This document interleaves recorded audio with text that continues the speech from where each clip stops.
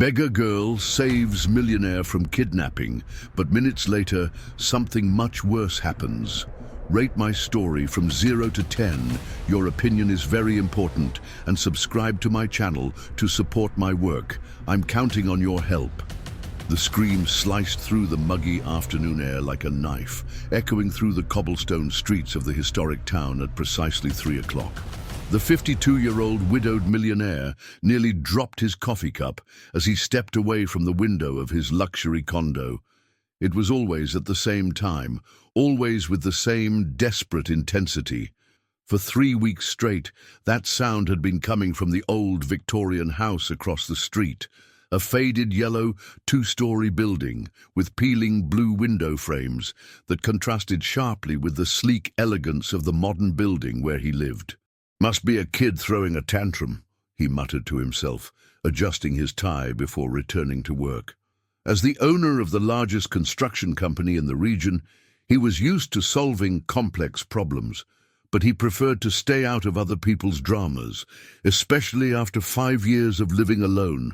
Ever since he lost his wife on a rainy night, he preferred not to remember. His fortune had grown exponentially since then. Investments in Wall Street stocks providing dividends that increased his wealth month after month. But money had never been able to fill the emptiness he carried in his chest.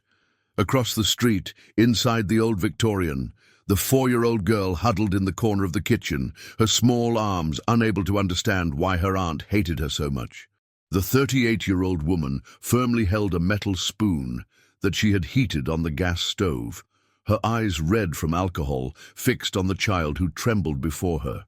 "You're a curse on this house," the cruel aunt hissed, her voice slurred from the moonshine she had been drinking since noon. "Because of you, my sister is gone. Because of you, I lost everything." The spoon came down hard on the girl's small arm, leaving a red mark that would join the other scars that dotted her thin arms. The child bit her lip to keep from screaming louder. She had learned that screaming only angered her aunt more, who had worked at City Hall until she was fired for constant absences caused by her addiction. The girl closed her eyes and tried to remember her mother's soft voice, singing that lullaby before she went to sleep. It was all that was left of her now, fragments of memories and a melody that insisted on echoing in her mind in the most painful moments. "Stop whimpering," the aunt grunted, putting the spoon back in the drawer as if it were the most natural thing in the world. "Go to your room, and I don't want to see you until tomorrow. And if you dirty the walls again with that filthy charcoal, you'll see what real punishment is." The girl ran to the small room at the back of the house, a stuffy space with an old bed and a crucifix on the wall. There she curled up under the thin sheet and began to hum her mother's song softly, the only thing that still comforted her.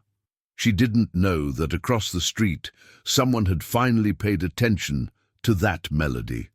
The millionaire stopped reviewing the contracts when he heard the faint but distinct sound. He knew that song. His wife used to sing it when she cooked, a popular tune about free birds. But where was it coming from? He approached the window again, his eyes scanning the facade of the old Victorian. One of the back windows was ajar, and from there came that childish voice, trembling but persistent. For the first time in 3 weeks, he felt something other than simple annoyance. There was something in that voice that touched a sensitive chord in his chest, something that reminded him of responsibilities long buried under layers of obsessive work and isolation. His investments in Bitcoin had generated extraordinary profits in the last quarter, but no amount of capital could calm the restlessness that grew inside him. Next door to the Victorian, the 61-year-old retired schoolteacher was watering her begonias when she heard the girl singing. Unlike the businessman, she could no longer ignore the signs. During her 40 years teaching elementary school, she had developed a sixth sense for children in distress. And that voice carried a pain that made her heart ache. "That's strange," she thought, observing the windows of the neighboring house, a family she had known for decades. The aunt had always been troubled, but since she took custody of her orphaned niece, something had changed in the air of that house. The girl never played in the yard, never ran through the streets like the other children in the historic town. The teacher dried her hands on her apron and made a decision. The next morning, she would pay a courtesy visit to her neighbor. It had been a long time since she had properly talked to the child's aunt, and perhaps it was time to get to know the little girl better. The sun began to set over the mountains that surrounded the town when the girl finally fell asleep, exhausted by pain and fear. Her small fingers clutched the sheet, and in her dreams she flew like the birds she secretly drew on the kitchen walls with pieces of charcoal found in the yard. Across the street, the millionaire closed the curtains and tried to return to work, but he couldn't concentrate. Something had changed that afternoon, something he didn't fully understand yet. His assets continued to generate passive income while he struggled against disturbing thoughts about that childish voice that echoed in his mind like a ghost from the past. The next morning brought with it the aroma of fresh bread from the local bakeries and the typical hustle and bustle of the historic town awakening for another day. The retired teacher put on her best floral dress and carefully combed her grey hair with extra care. There was something in that child's voice that wouldn't leave her alone, an echo of hopelessness that she recognized from her years as an educator. At 9 o'clock sharp, she knocked on the door of the old Victorian. The sound echoed through the silent interior until shuffling footsteps approached. The cruel aunt opened the door with a puffy face and red eyes, clearly suffering the effects of the previous night's drinking. "Good morning," said the teacher with her gentlest smile. "I've come to pay a courtesy visit. It's been so long since we've had a proper chat." The aunt hesitated, running her hand through her disheveled hair. "Oh, teacher, it's not a good time. The house is a mess." "Nonsense, dear. We've been neighbors for so long." The educator took a step forward, forcing the woman to back away. "And I would love to meet your niece. I hear she's an adorable little girl." The aunt's face hardened for an instant before forcing a wry smile. She's sick, high fever, best not to get close." At that moment, a soft noise came from the kitchen, the sound of something being dragged on the floor. The teacher pricked up her ears, immediately recognizing the sound of a child trying to move silently. "Perhaps I can help," insisted the educator. "I have experience with sick children, raised 3 kids. You know how it is." "No need, no," the aunt replied quickly, blocking the entrance with her body. "I already took her to the doctor. It's just a cold. It'll pass soon." The teacher noticed the woman's nervous hands, the way she avoided eye contact, and especially the strong smell of alcohol that emanated from her, even though it was so early. All the signs she had learned to recognize during decades of dealing with troubled families. Across the street, the millionaire watched the scene from his window while eating breakfast. He'd woken up earlier than usual, disturbed by confusing dreams where the voice of a child mingled with memories of his deceased wife. When he saw the teacher at the door of the old Victorian, a strange curiosity washed over him. His investment funds had generated substantial profits overnight in the Asian market, but not even the impressive numbers could distract him from that peculiar situation. The educator finally said goodbye to the aunt, but not before casting an investigative glance inside the house. There was something deeply wrong there, and her experience told her that a child was suffering. As she walked back to her house, she decided that she needed to find a way to verify her suspicions. Inside the old Victorian, the aunt locked the door forcefully and headed to the kitchen, where she found the girl crouched behind the table, trying to hide. The child had tried to reach a glass of water from the sink, but her height wouldn't allow it, and she had knocked over a chair in the process. "Didn't I tell you to stay in your room?" the woman snarled, her irritation intensified by her hangover and the unexpected visit. "I was thirsty, Aunt," the girl murmured, her big eyes fixed on the floor. "Thirsty?" The aunt laughed bitterly. "You want water? Then go get it in the backyard. And since you like making so much noise, you can stay out there until I decide you can come in." The girl went out to the small backyard, a space surrounded by high walls and dominated by a single apple tree.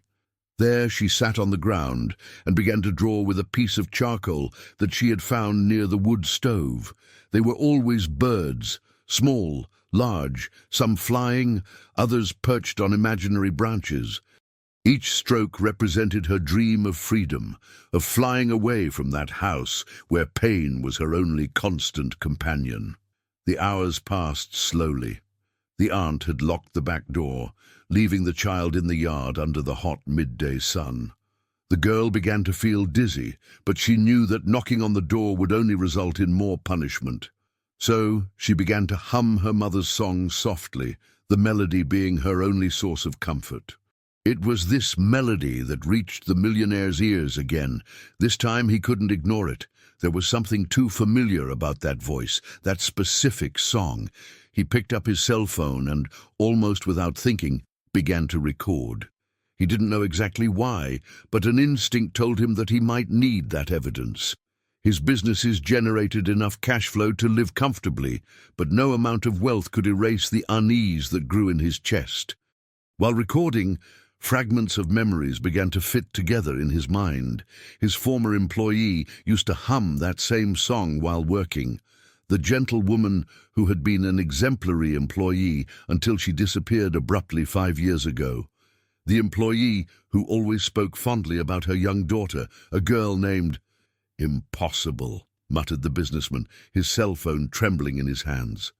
The daughter of his former employee was named exactly as he had heard the cruel aunt shout a few times. The realization hit him like a punch to the stomach.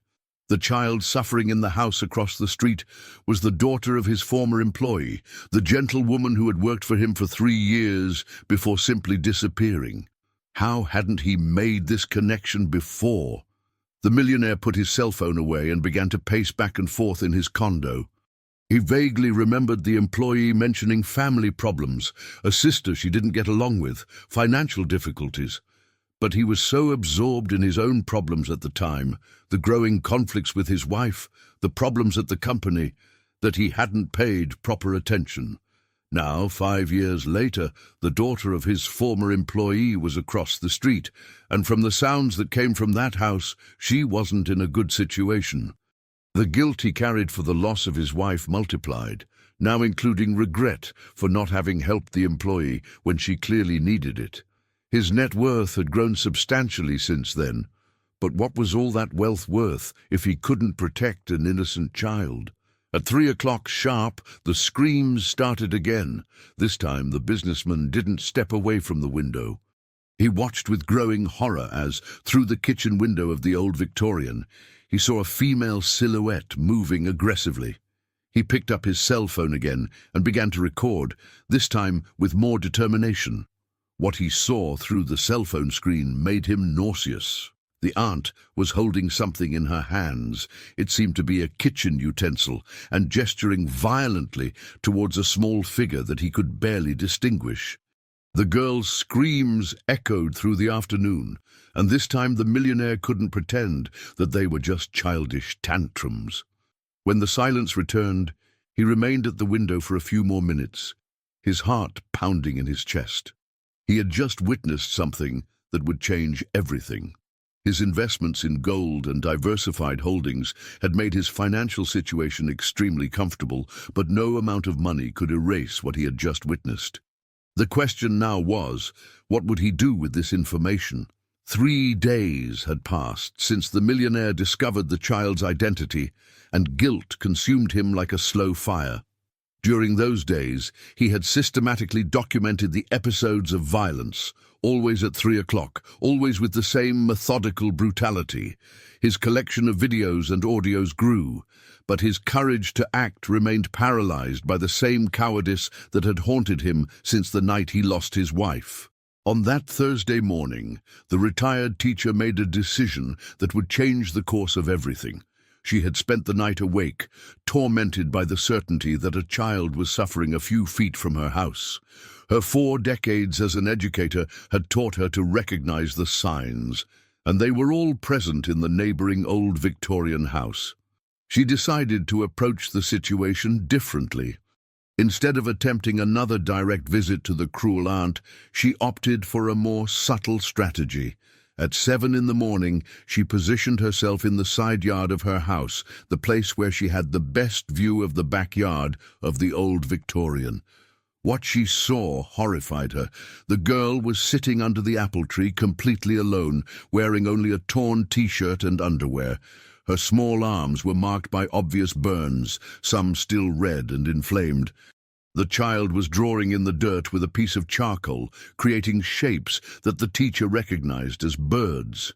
"My God," whispered the educator, her hands trembling as she held the fence that separated the yards. It was worse than she imagined, much worse.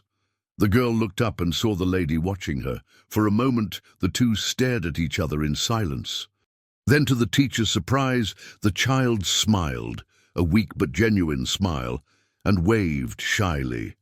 "Hi, Granny," the girl said in her tiny voice, using the affectionate term she gave to all elderly ladies. "Hi, sweetie," replied the teacher, struggling to keep her voice steady. "Are you okay?" The girl glanced quickly at the windows of the house before answering.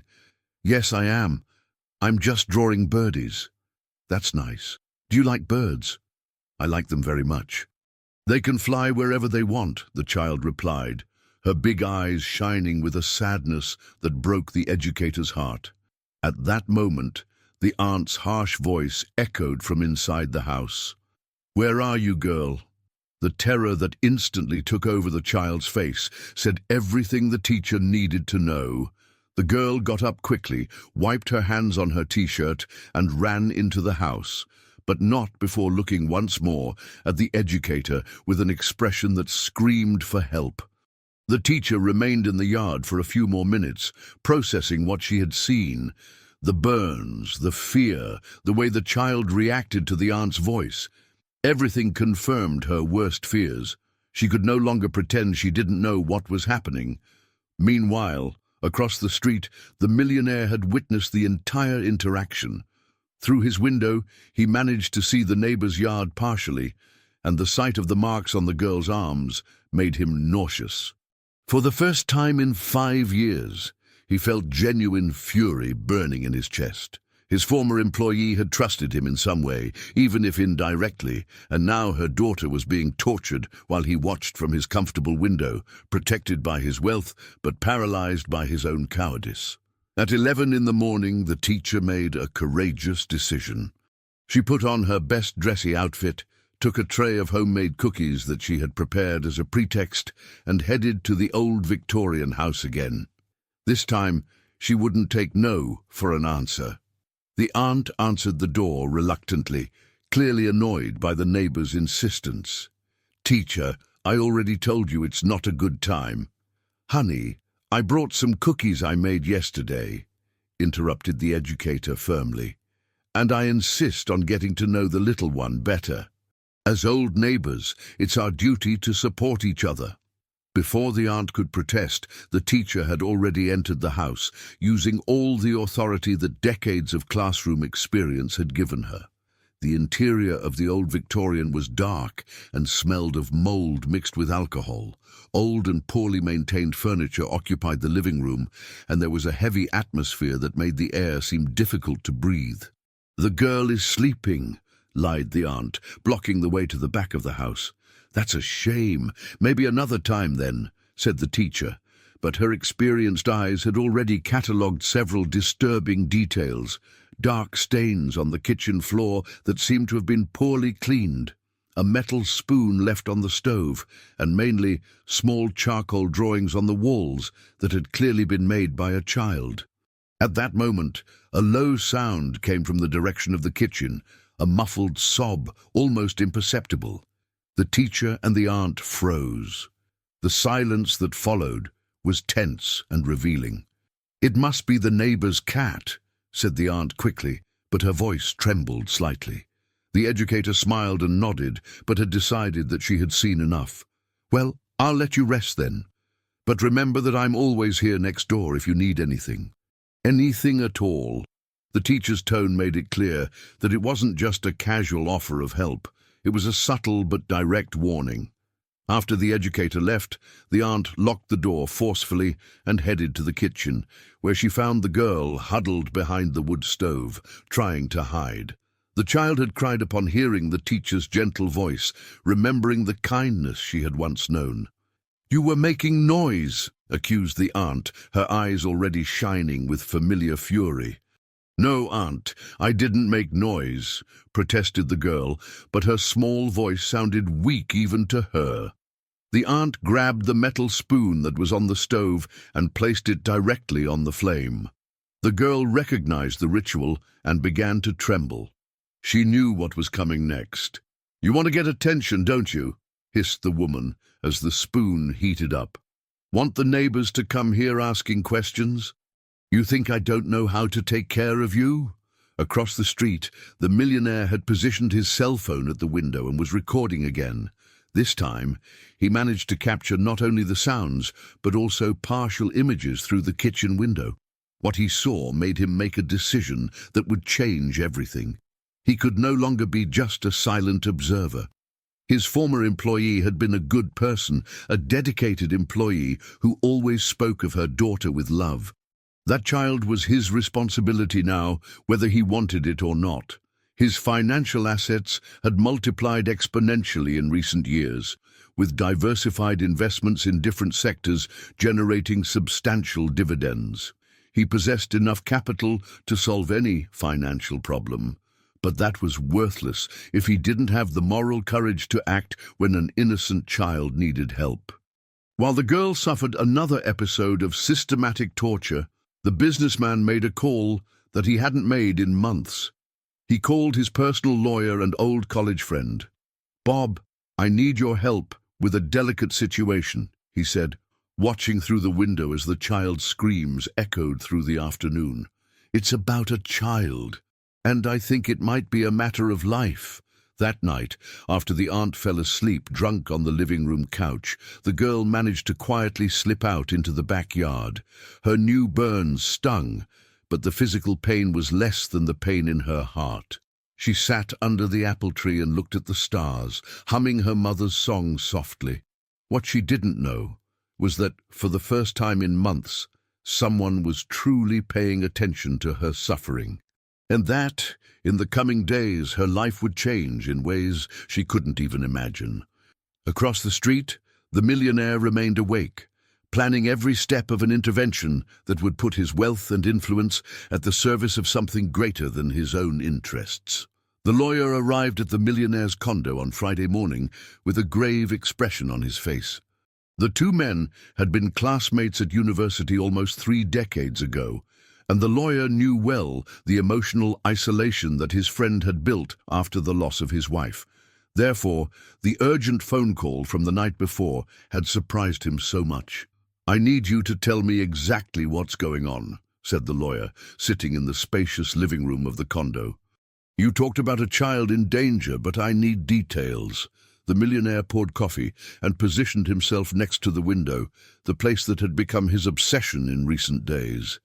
"The girl who lives in the house across the street is the daughter of a former employee of mine. She's being abused by the aunt who is taking care of her." "Abused how?" asked the lawyer, taking a notepad from his briefcase. "Burns, daily screams." "Neglect." The businessman paused, struggling with the words. "I have recordings, evidence of what's happening."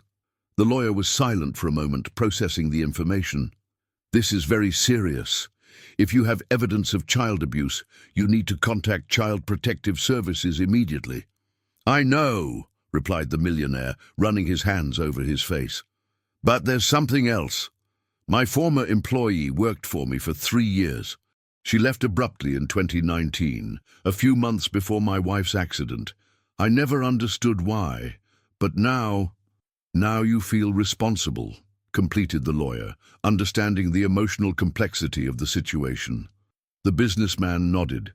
"If I had paid more attention at the time, maybe I could have helped. Maybe she wouldn't have needed to leave her daughter with that woman." At that moment, the familiar sound of screams echoed from the house across the street, even though it was only 9 in the morning. Both men turned to the window and the lawyer could see the expression of anguish on his friend's face. "This happens every day?" he asked, horrified. "At 3 in the afternoon religiously, but sometimes also at other times," replied the millionaire, picking up his cell phone. "Want to see the recordings?" The lawyer watched the videos in growing silence, his face paling with each scene. As a specialist in family law, he had seen many cases of child abuse, but something in the systematization of that violence disturbed him deeply. "We can't wait any longer. I need you to give me all those recordings right now. I'm going to contact Child Protective Services and the district attorney's office. That child needs to be removed from that house immediately." While the two men planned the intervention, across the street, the girl lived another day of terror. The aunt had woken up with a particularly severe hangover and discovered that there was no more alcohol in the house. Her irritation multiplied when she found new drawings of birds that the child had made on the kitchen wall during the early hours. "How many times do I need to tell you not to dirty the walls?" shouted the woman, holding the girl by the arm with enough force to leave marks. "You're a plague, a curse on this house." The child tried to explain, to say that she had dreamed of her mother, and that the drawings made her feel less alone, but the words were lost in sobs. At 4 years old, she still didn't fully understand why her aunt hated her so much, why each day brought new pain. It was like that, by a coincidence that would change the girl's fate, that 2 simultaneous interventions were being organized on the same morning. The retired teacher had also made her final decision and was heading to downtown historic town, where the small office of Child Protective Services was located. "Anne, I need to talk to you about a very serious situation," said the educator, entering the office of the caseworker, a former student of hers. "Mrs. Davis! It's so good to see you. What brings you here today?" "A child in danger, my neighbor. I'm sure she's being abused." While the teacher reported her observations, on the other side of town, the lawyer was in a similar meeting at the district attorney's office. The prosecutor listened attentively while examining the evidence collected by the millionaire. "This is compelling evidence," said the prosecutor, examining the videos. "I will order an immediate investigation and request the removal of the child from the family environment." "How long will this take?" asked the lawyer, worried. "With this evidence? We can act today," replied the prosecutor. "I'll contact Child Protective Services now." At 2 in the afternoon, a coordinated operation was being set up. The caseworker, accompanied by 2 social workers and a court officer, was heading to the street where the girl lived. The teacher had offered to accompany the team, using her experience with traumatized children. The millionaire watched everything from his window, his heart pounding in his chest. Finally, after days of paralysis, he had managed to act. His investments in real estate funds and fixed income securities had generated substantial profits over the years, but no amount of money could buy the peace of mind he felt, seeing that child about to be saved. "You did the right thing," said the lawyer, placing his hand on his friend's shoulder. "I hope it's not too late," replied the businessman, his eyes fixed on the team approaching the old Victorian house. In the neighboring house, the aunt had left to buy alcohol, leaving the girl locked in the stuffy room. The child continued singing softly, unaware that her life was about to change radically. When the caseworker knocked on the door of the old Victorian house and received no answer, she used her legal authority to enter the property. What they found inside surpassed even their worst expectations. A dirty and poorly maintained house, a strong smell of alcohol, and obvious signs of neglect in all the rooms. It was the teacher who first heard the faint voice coming from the room at the back. "There's someone here," she said, guiding the team through the hallway. When they opened the door of the room and found the girl curled up in the corner, singing her sad song, everyone present felt a pang in their hearts. The child raised her big, frightened eyes without understanding who those people were or what they wanted from her. "Hi, sweetie," said the caseworker, crouching down to be at the child's height. "My name is Anne. We've come to help you." The girl looked at the teacher, recognizing the gentle lady who had spoken to her in the yard. A glimmer of hope shone in her eyes, but it was quickly replaced by fear. "Aunt's going to be angry," she whispered. "You don't need to worry about that now," said the educator, reaching out to the child. "We're going to get out of here, okay?" During the following months, it was discovered that the retired teacher had an even deeper connection with the girl's story. She had been, decades ago, the teacher of the child's mother, recognizing in her the same gentle eyes and the same lively intelligence that her student had demonstrated years before. The most surprising revelation came when the legal documents were analyzed. The teacher was, in fact, the only person mentioned as an emergency guardian in the will of the girl's mother, a document that had been lost during the bureaucratic procedures after the parents' passing. The educator, now 61 years old, had waited for years to find the child she had promised to care for. The millionaire, driven by guilt and the need for redemption, established a substantial trust fund to ensure that the girl had access to the best education and medical care.